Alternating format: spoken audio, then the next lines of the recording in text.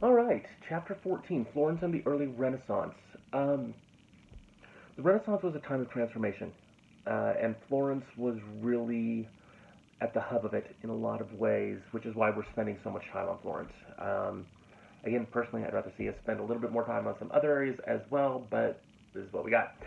Um, the Renaissance was a reversion to logic and classical studies and thoughtfulness and science. Now, this is not to say that there was not science, etc., before, but the focus before this was really on faith. The church and religion dominated daily life, and we start to see this movement away into a more uh, into a more rounded view of the world, um, and a more completeness. The idea of a Renaissance man, and we're going to talk about this, is a complete man. Um, so we'll take a look at that. Okay, the state baptistry in Florence Cathedral. Baptistry, of course, where people were baptized. Um, there was a the baptistry was supposed to have stood in Florence where the old Temple of Mars back in the days of the Roman Empire stood. And this was then rededicated to John the Baptist, of course, one of the great saints of the Bible. Um, we have, of course, a city that is recovering from the Black Death. About possibly as many as 4 out of 5 people in Florence had died during the Black Death in 1348, and it came back over and over and over again because hygiene was still a problem. And of course, where you have hygiene problems, you have rats. Where you have rats, you have the fleas, and the fleas end up transporting the disease from the rats to people. So by going through and making this beautiful, beautiful baptistry, uh, there was kind of the hope that maybe this would appease God, right? Like, we're dying here. We got to try something. Nothing else is working, and God rules all, so maybe this will work. Um, so there was a feeling that this wasn't just artistic, but hopefully something that would bring God's blessing on them. So you had several people bringing uh, potential templates for this baptistry. Came down to Filippo Brunelleschi and Lorenzo Ghiberti for the sacrifice, and they were doing the sacrifice of Isaac from the Bible, where Abraham was told to sacrifice his son to God. He went out, was about ready to plunge the knife into Isaac's heart when an angel stayed his hand and kept him from killing his son. Um, so Brunelleschi had multiple parts that would have required uh, separate casting. So you'd have to cast this part, this part, this part, this part, and then bring them all together. Whereas Ghiberti basically had only 2 pieces. One was the vast majority of the scene, and one of them was Isaac himself. And the advantage of this is that it takes a lot less bronze when you only have 2 castings that have to be done completely as opposed to numerous pieces. And while they both had artistic merit, um, the the less expensive route ended up winning out, and Brunelleschi ended up leaving Florence after losing out and stopped sculpting. He quit because he lost this competition. Um, Ghiberti worked on these doors for the next uh, 22 years. Did 28 panels, 4 rows, 7 each. Um, and then upon completing them, they asked him to do a second set of doors on another side, which took the next 27 years. So basically, this guy spent 55 years of his life working on this one project, which is just astounding, right? I mean, think about the amount of time and effort that went into this. Um, so numerous biblical figures. Um, the uh, uh, the first set of doors is from the New Testament. Second set of doors were, I believe, if I'm focused on paradise, they're very, again, we're starting to see more harkening back to naturalism here, more realistic forms, capturing the body in natural positions that you would see it in, as opposed to stiff positions that look unmoving and unrealistic. Um,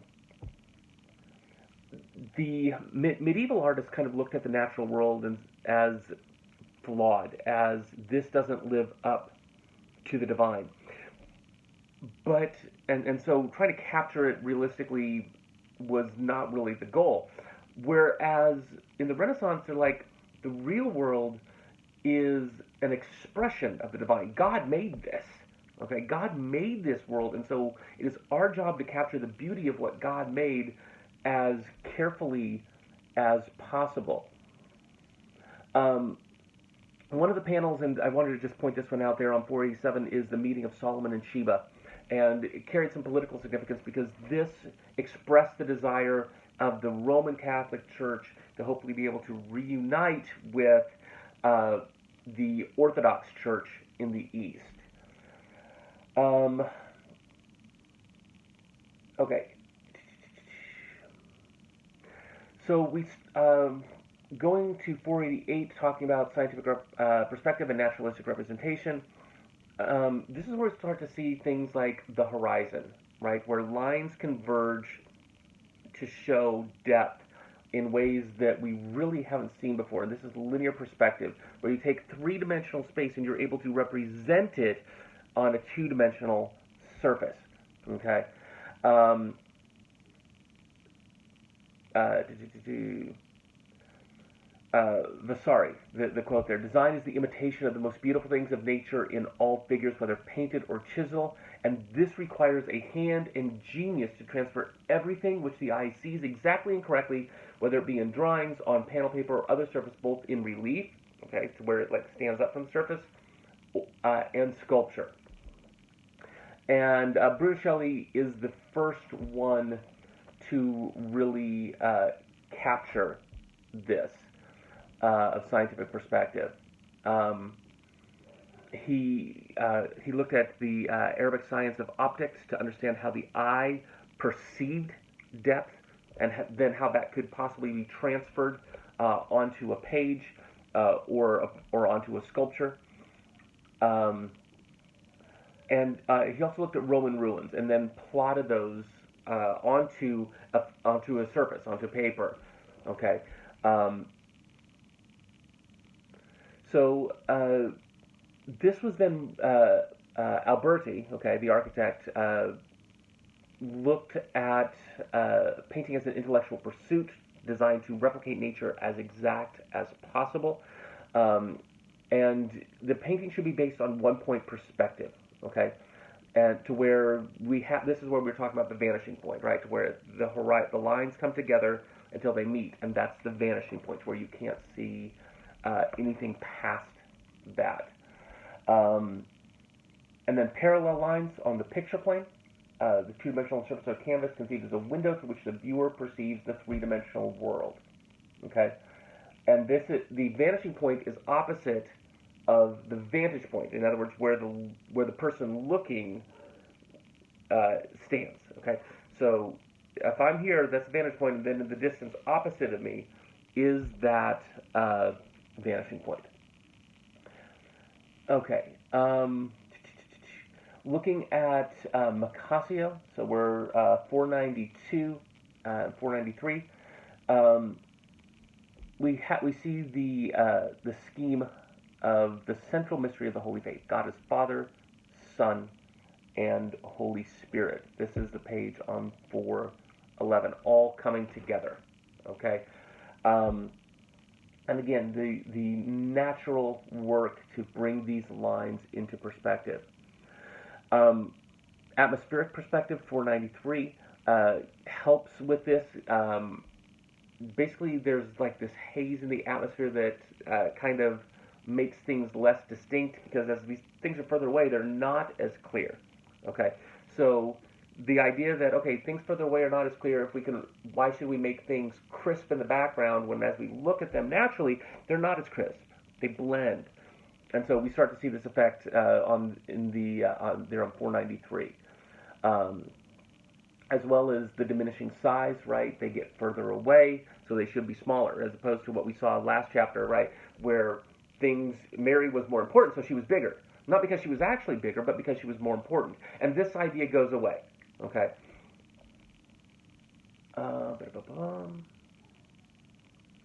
Of course, individuality, right, is something we've talked about. We see more and more of that there on 493. Each person is clearly represented as a very different person from those around, and each person has their own pose that is very lifelike, very realistic. It's something we would actually see. Okay, 494, Donatello. That is not just a Ninja Turtle, an artist of the time. 494 to 495, we see Donatello's David. And we see the first life-size freestanding nude form, in other words, not relief form, since classical times in his David. Okay, and he's harkening back to a tradition centuries old that had really gone away. David, you see, stands in a pose very similar to what we've seen in many of the classical figures. And this is David after he has killed Goliath. Donatello made David as really what he was. He was a young man, right? Somebody who shouldn't have been able to kill the giant. He is not this massive figure. So it's really God then who kills the enemy, who gives them the power. All right, let's talk about the Medicis. The Medici family ruled Florence for 76 years, and they were powerful. They dominated day-to-day life. They had banks all over Europe. You look at the list: Pisa, Rome, Bologna, Naples, Venice, Avignon, London. I mean, their banking system was, quite frankly, unparalleled worldwide up to that point. And the city, for the family, the city became their own work of art. They looked at it as their opportunity to influence culture and to make it something beautiful. Now, that is not to say that they did not do some horrific things, because the Medicis could be quite sadistic, but they also did do a lot of great things for art and culture. Cosimo de' Medici was the banker for the papacy, and he really secured Florence's domination over Siena. His father was wealthy; he inherited the wealth, and he really brought the hold on the city. He allowed the city to continue thinking it was a republic, but in actuality, the Medici family pulled all of the strings. He personally paid to complete the construction of the basilica in 393, but he did so in such a way that he had impact on its design, etc. And so really by the time a lot of these works were done, they reflected the Medici aesthetic and what the Medicis wanted to portray. So the history of Florence, as he completed these things, came to be viewed through Medici eyes. The adoration of the Magi, for example, we looked there, this is 496, several of the people were painted into it, for example. After Cosimo died, his son Lorenzo the Magnificent, said that the Medicis had spent over 600,000 florins on artwork and culture in Florence, which is about the equivalent of $40 million. And if you remember right, we looked earlier and said that at one point I think that it was 2.1 million florins were going through Europe at that time, and they had spent 600,000 on artwork and culture in Florence So that's roughly the equivalent of about one in every $3.50 florins being spent just by the Medici's on improving art and culture in Florence. It's truly an impressive work. Um, During Cosimo's time, he was especially impressed by a scholar, a priest, Marcello Fincio, um, and he was a Platonist. Okay, he studied Plato very carefully. Believed that human reason belonged to God, so God gave us reason, therefore we need to use it, um, and that mathematics and philosophy showed that this came from God. And it is through reason, and it is through logic, as opposed to blind faith, which is what the church preached, that we could best come to understand God and know the divine. Um, Cosimo, being so inspired by this, founded the Platonic Academy. And this is where Neoplatonism came from. And Neoplatonism ended up founding the core of the Renaissance. This idea of logic and reason that was the way of knowing and understanding the sacred. Okay, um, this is also where we come up with the concept of platonic love, which is the ideal spiritual relationship between two people, which comes from seeking out good. So, as opposed to something that is sexual, okay, or erotic. All right. Okay. After Cosimo died in 1464, his son Piero took over the family business, but Piero only lasted 5 years before dying himself. And this is where Lorenzo the Magnificent comes in. Lorenzo was only 20 when his father died, and Lorenzo took firm hold of the city and invested incredibly heavily in it. He didn't have the just brutal wealth that his grandfather had, so he couldn't commission as many works himself. But what he did was he used his influence to draw people to Florence. Think of it as, a high level basketball player going to a town and going out to other high level players and saying, "Hey, come here and play with me." This is essentially what Lorenzo did, right? He assembled a dream team. He didn't have all the wealth that his father did, all the individual talent, but he was very good, and he was able to draw other people to the town. Um, he created the Medici Library, finding works all over Europe, Asia, into Africa. Um, he created essentially, think of it as a group of scribes who were transcribing these works, so that there were multiple copies of these works, so that more people had access to them. Um, he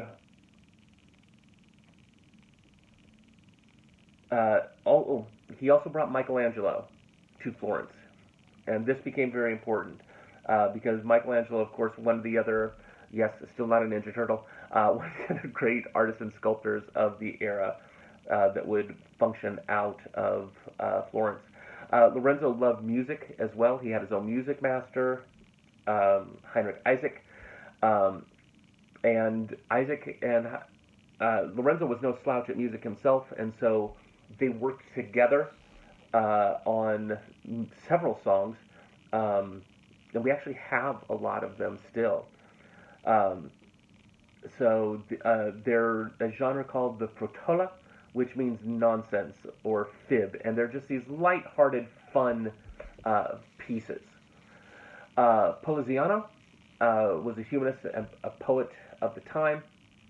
He wrote, his greatest work was stanzas for the Joust of Giuliano de' Medici, which was written about Lorenzo's younger brother when he had won a jousting tournament, and his love for Simonetta Vespucci.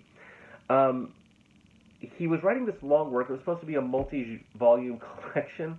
The problem is Giuliano was assassinated, and Lorenzo was attacked. And Giuliano actually, Lorenzo was wounded, Giuliano killed, and Poliziano actually saved uh, Lorenzo's life during the assassination attempt. Um, Page 500, we see Sandro Botticelli, who was a painter of the time. What we know Botticelli now for more than anything else is the fact that he did not use small women. The women that he used were very realistic. He didn't idealize them. Again, this is a naturalist movement, and so if they had quote unquote flaws to their form, he just drew them and made them beautiful anyway. Um, and so, we see women that are more full figured, we see bellies, we see thighs, we see butts that are just what they are. Um, and this, as opposed to idealizing them even in a naturalistic form, right? Because a lot of people would say, okay, this is what a woman looks like, but this is what a woman looks like when she's perfect, okay? And Botticelli didn't even try to do that. He's like, women have bellies, women have boobs that sag, women have butts, they have forms, right? And that's what he captured. Um, and you can see that on 500. Okay, you see the thicker thighs, different size. You see bellies, etc. Um, okay. Pico della Mirandola was a philosopher of the time. By 23, he had about 900 rhetorical and philosophical theses, or arguments that he was making, and 13 of them offended the Pope. And Pico's like, I really don't care. This is what I believe. This is truth, and I'm not going to change my mind about what truth is just because you want me to. And so the Pope's like, all 900 of them are wrong. So talk about throwing the baby out with the bathwater. Um, and he believed that all intellectual thoughts had the same goal, and that is to reveal divine truth. And he actually said, if anybody wants to argue with me over this, let's fight. Let's argue. Let's have this conversation. And the Pope actually banned it probably because he knew Pico would probably win the debate. And so he was imprisoned briefly, and then in France, and then he fled to the court of Lorenzo the Magnificent. And Lorenzo was like, no, I'm not going to let the Pope have you, which at the time was huge. Okay? And Pico argued for the great chain of being, which is that you have God, then you have man, or I'm sorry, you have God, you have angels, you have man, you have animals, you have plants, and then you have minerals and other substances. And this goes all the way back to Plato, okay? And this kind of pushes the limits of what religion would allow at the time. One of the things that he argued for is that humans can go up or down on that. They are able to make themselves better. They are able to improve. And the philosopher's job is to help that, to process by learning and subsequently teaching. Okay, let's go on to 503 and Castiglione and the Book of the Courtier. So I talked briefly about the idea of the Renaissance man, okay? And the idea of the Renaissance man is that you have to be a complete man. You can't just be good at one thing. You need to be good at a variety of things. And the Book of the Courtier by Castiglione is this dialogue in which courtiers compete with each other to describe the perfect courtier. In other words, a courtier is somebody who is at court, be it male or female, okay? And is there to serve the prince, okay? And when I say court, I don't mean a court of law. I mean the court of a king or a duke or whatever, okay? And it's this conversation, this dialogue that the first two books talk about the qualities of the ideal man, okay? And it's a courtier must be an accomplished soldier, has to be brave, loyal, speak Latin, speak Greek, as well as their own vernacular. You must know the great Italian poets, Dante, Petrarch, etc. And not only know them, but you must be able to imitate their style. You have to be able to write yourself. You need to be able to draw. You need to be able to understand and appreciate the arts. You have to be able to dance. You have to know to be have courtesy towards women. You must be able to play an instrument. So not a wind instrument. You can't be playing a wind instrument. Okay. No trumpets. No flutes. Because why? Because it makes you look silly. So you can't be playing one of those. And you must have a certain amount of gravitas. In other words, you have to have a bearing about you. Okay. So really, the courtier then becomes a work of art themselves. Somebody who has depth, somebody who has perspective. Okay, somebody who shows things from a variety of angles. And what's interesting is really, in a lot of ways, we've gotten away from this. The goal of a liberal education, you wonder why you know a lot of you are taking classes that aren't in your major. It's to make you well-rounded. It's really to make you a well-rounded person so that you have some ability to communicate in a variety of ways and you understand how the world functions in many different perspectives. As opposed to simply being a cog in a machine. And this is one of the ways in which the idea of the Renaissance man has still hung around, okay, is in this idea of completeness as opposed to being limited. I'm not going to get too much into Matua, other than to talk briefly about, and, well, start in talking about Leonardo da Vinci. Yes, Leonardo, okay. And again, not a Teenage Mutant Ninja Turtle.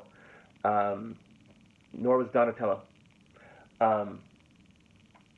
Leonardo was probably the epitome of the Renaissance man. He was an artist. He was an engineer. He was a linguist. He was thoughtful. He was creative. He learned at a truly astonishing pace. He came up with a plan for a flying machine that had a lot of potential. He wasn't that far off, both glider and something vaguely resembling a helicopter. And he came to understand physics. He came to understand anatomy. His depth and breadth of knowledge was unparalleled for the time. We look there on 507 at the Last Supper, okay? And this, one of the things to know about his Last Supper is that it is supposed to be capturing the moment after Christ says, one of you is going to betray me, okay? And so the responses that you see from the various disciples are their responses to this statement, okay? Peter, right, known for his temper, grabs a knife. Judas, looking away because he knows that he's the betrayer. John seems to be fainting. Okay, so there's this variety of responses that are very human responses. They're not just at the table, but they're in a moment. Okay, he captured a moment and what was happening and how each individual in their head is going to physically respond, and that's what he attempted to capture. And we see the vanishing lines that we talked about here behind Christ, okay? So our perspective is head on to Christ from the supper, and these lines that move closer together, you see as they move away from you in the background, from your point of view. Looking at 509, right, we see a lady with an ermine, okay? A woman is, I believe, a woman of the time We would call her a girl. She's 16, but she was somebody's mistress at the time. Um, we capture this kind of three-quarter head turn view. This is a new pose. This wasn't something that had really been done before. Um, and what Da Vinci was able to do so well was capture emotion, capture inner thoughts in her face. Um, and what's really fascinating is the ermine even kind of resembles herself. The ermine was a pet for wealthy people of the time. Um, and we talked a little bit about the idea of haziness for background before, and Da Vinci was a master of this. Sfumato, the smokiness, which creates kind of this dreamlike quality. We know it's back there, we kind of know what it is, but we can't see it clearly. And he built this up by building color with layers of translucent paint. So you have a paint that's clear but has some color to it, and then you put another layer over top of that and another layer over top of that, to where these different colors are over the top of each other, but you can kind of see through each one. Um, and this is what we see in the Mona Lisa. Um, so looking at Florence, 1494, Lorenzo had died 2 years earlier. Piero the Unfortunate, yeah, he was unfortunate, had taken over. There was French invasion being threatened. He made a bunch of moves and alliances over these 2 years, poor ones, before finally allying with the French King Charles VIII. And the Florentines were not in any mood for an alliance with France. This backfired on him horribly, and he was driven from the city. And a Dominican friar stepped forward to this moralistic faction of the population who were looking at the behavior of the wealthy as this luxurious, idle, morally depraved lifestyle. And this was also a group of people that wanted to return to the earlier concept of a republic, a true republic, that people recognized had been lost as the Medicis took over. And it had been, okay? It was not a true republic like it had been before. And so he sent children through the town to collect the vanities of the wealthy. This is everything from makeup to books, paintings, and just destroyed them in a giant bonfire. The Pope excommunicated him. If he didn't recant, he didn't, so he was excommunicated him. So he was thrown out of the church. And then in 1498, the friar was forcibly thrown from power, tortured, hanged until dead, and then burned at the stake, which seems like overkill. Once this had happened, it moved back. Florence did kind of move back more towards the Republic. 1501, Michelangelo returned, and he worked on. Florence had this block of marble that they commissioned for him to make a sculpture, because and other sculptors had tried working with it. It was old, it was beat up, it was partially cut, and it was huge, but it was also not in the greatest of shape. And so they asked him to come back and make something of it. And so he started working on David, and we see it there. And we remember, of course, the David that we had looked at earlier, Donatello's. And this was even more reminiscent of classical works. We see the relaxed pose that David is in, right? This is before he fought with Goliath. He's more muscled. He's a heavier figure than the boyish David. And it really resembles classical Greece. And this moves us into the High Renaissance period, which is this from the late 15th century until 1520. The mature works of Leonardo and Michelangelo, Raphael, Titian, and Giorgione. And it's a very brief period where all of them were at their best, and that is what we're going to be talking about next. A couple interesting things about it. Some of the citizens of Florence, one of the highest citizens of Florence at the time was like, his nose is too big, it's too broad.